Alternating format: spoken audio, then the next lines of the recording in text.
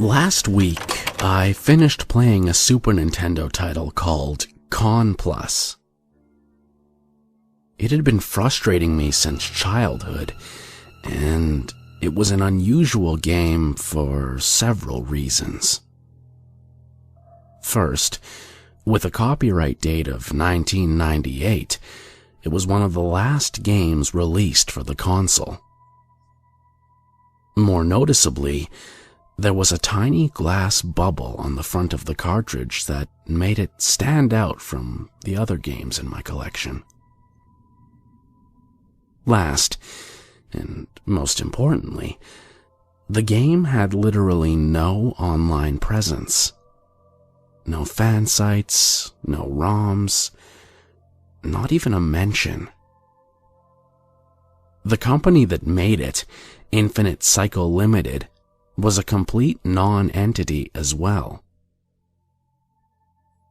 Left with no other options, my only hope to find out anything was to, as the game described it, complete 6 challenges.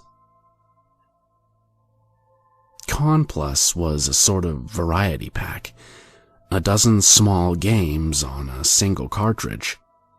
Similar to Action 52, except competently programmed. Each game had a challenge to complete, generally something like reaching the end, getting a certain score, or surviving for a certain period of time. It varied by game, and you were never told what the challenge was until you'd beaten it. Here are the 6 that I was able to do. Dino Run. In this game, you control a young dinosaur and guide it through a maze in an isometric view. Food is scattered across the maze, and you complete a level by eating all of it before hitting the time limit. To get through the maze, you have to navigate through obstacles and hazards such as hostile creatures, pits, jets of flame, one-way doors, and deep water. The graphical style is very cute, reminiscent of Bubble Bobble or the Kirby series. Dino Run has a 2-player mode where you try to eat more food than the other player. Me and my friends killed a lot of time on this one while we were young, charging madly through and trying to bait each other onto traps. The challenge for this game was to complete 100 levels.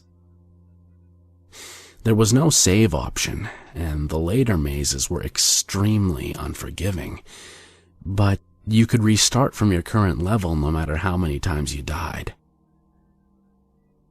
Even setting aside a lot of time in the evening playing it, I had to leave the game running and paused for several nights before I got to the end. Alchemy Lab. A puzzle game in the vein of Tetris or Dr. Mario. Gears with 3 teeth fall from the top of the screen, and each tooth has a colored gem. Once a gear lands, it can be rotated, and you clear gears from the screen by having 3 gems of the same color touch each other to score points. You lose if the gears overflow the top of the screen. This game also supports competitive multiplayer, in which you and another player can interfere with each other by scoring large combos, and that sends useless and difficult-to-remove rusty gears down to each other's playfield. The challenge on this one was to complete the story mode, which pitted you against a series of 8 AI opponents on the hardest difficulty. I loved this game as a kid, and its challenge was the only one that I'd actually completed when I was younger. East vs. West. A turn-based war game based on the Cold War, circa 1970.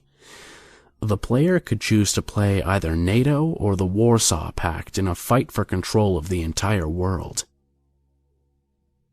No nuclear weapons are allowed, or even mentioned for that matter, but aside from that, it's fairly realistic, with the player needing to keep units supplied with fuel, food, and ammunition. Bad weather hampering operations, radar and scouts needed to spot the enemy, etc. Like the last two games, it has a multiplayer mode. But the whole thing is so heavily balanced in the Pact's favor that you can't really have a fair match. Maybe Infinite Cycle was staffed by bitter Russians. After losing as NATO over and over, I eventually gave in and won as the Pact, which still counted. It kind of defeats the point of being a challenge if you can just cheese your way through it, doesn't it? That said, it still took me a ridiculously long time to complete. Something like 200 turns. In fact, most of the turns were spent throwing waves of troops across the Bering Strait. Luckily, this game had a save function. Stalker. A 2D side-scrolling horror adventure game. Your character is a man clad in a fedora and trench coat, trapped in a desolate building and pursued by a thematically fitting humanoid figure. For example, the first level is a medieval castle, and your attacker is an animated suit of armor. The second is a workshop with a knife-wielding wooden dummy. In each level, your goal is to find a way to destroy the Stalker. In the meantime, you have to plan your movements to avoid it and run or hide if it finds you. Based on the man's attire and the style of the cars in the abandoned factory level, I'd have to say the game probably takes place in the early 20th century. I didn't play this one much as a kid because it scared me, and I couldn't figure out how to progress. I completed the challenge for this one by finishing all 4 levels. Some of the puzzles were pretty obtuse. I have yet to figure out how In Memoriam Awaken the Seer translates to set the pocket watch to 8 o'clock and put it in the fruit bowl, and I had to brute force a fair amount of them, just using every item in my inventory on everything that could be interacted with until I eventually found something that worked. I was glad to be done with this one. Into the Silent Forest. This one puts you in the role of a young boy and dumps you in a cabin at the edge of a forest without an introduction or title screen. You wander around the map in a top-down view, making your way through a winding, twisting maze of trees. And that's it. The game never gives you any hint of who your character is supposed to be or what they're trying to accomplish, and I didn't notice any enemies or hazards the entire time I played. The only possible threat I may have seen, and I can't swear to this, is an occasional glimpse of some emaciated, skull-faced creature standing hunched over in one of the trees. Graphically, it's just as weird. The sprites look like something you'd see on the NES, and the ground is solid black. There's no music either. Makes me think that it was probably some alpha build that, for God knows what reason, made it into the cartridge alongside a bunch of finished games. My initial assumption was that I had to make it out of the forest. This was after a few hours of walking everywhere, bumping into anything that looked remotely interesting, and pressing every button in the hopes that something would happen. occasionally setting the controller down to sketch out the map in my notebook. There were several locations that looked like they should have been important, but weren't. Among these were a wide ring of stakes surrounding a small pile of burnt wood, an abandoned tent containing a rifle and axe, and a gravestone on top of a steep, rocky hill. While none of these had any apparent in-game purpose, they were at least useful as landmarks. I finally completed the challenge for this one by finding a well and jumping into it. I don't know why that worked, but it did, and kind of sums up why I gave up on this game pretty quickly as a kid.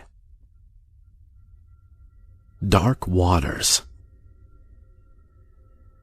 The last game I completed, and one that scared me badly enough as a kid that I'd only played it once. This one opens with a cutscene showing an overhead view of a motorboat moving to the middle of a small, vibrant blue lake on top of a tall mountain. Then, it switches to a close-up view of the boat, which has one man at the engine and another man in scuba gear sitting at the edge. The man at the engine gives the diver a thumbs up, and the diver drops off the side with a splash. The game itself is simple. You are deep within the lake, so deep that all you can see, aside from your character, is darkness. You view the diver from behind as he swims forward, and you can move him left, down, up, and right as he goes. For about a minute, nothing happens. All there is to do is listen to the music, an uneven drum beat with a pitch almost too low to hear. That's when you see the shadow in the distance, which very quickly grows into a roaring mouthful of razor-sharp teeth that takes up about half the screen. And that's Dark Waters. Sit there, wait for one of those creatures to show up, and as soon as you see which part of the screen it's coming from, try to pull off a split-second dodge. If any of them touches you, you die. Even after the first, they still come infrequently, but gradually the time between attacks drops until you're consistently dodging them. Worse still, you can't pause the game, which, incidentally, means you can't go back to the main menu. You either sit there and do it perfectly for however long it takes, or you have to start all over. I completed the challenge on this one by surviving for 1 hour, but it felt like a lot longer than that. I was actually shaking by the end of it, hissing a choice swear word every time one of the monsters came too close for comfort. Once I finished the challenge for Dark Waters, the game showed a congratulatory message against a starry night background. Colorful, pixelated fireworks flashed and popped across the screen, and I sat there to admire them for a moment before I read the line of orange text at the bottom. Press start to receive your reward. I did so, but I wasn't prepared for what I saw next. It was an image of me, in my bedroom when I was younger, rendered in the best detail a Super Nintendo was capable of.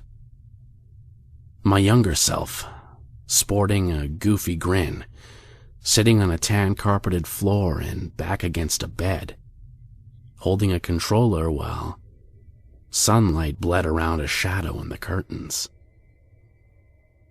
Judging from how young I looked in the picture, it was quite possible that it was one of the first times, if not the first time, I'd ever played the game.